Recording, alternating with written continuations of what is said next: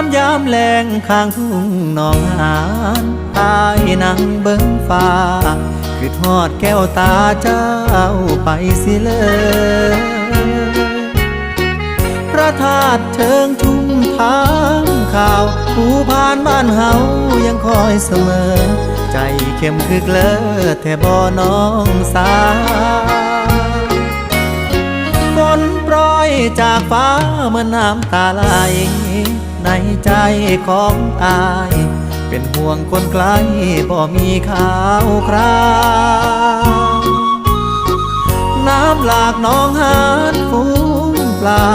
ชวนกันพาลอยลงลำเปล่า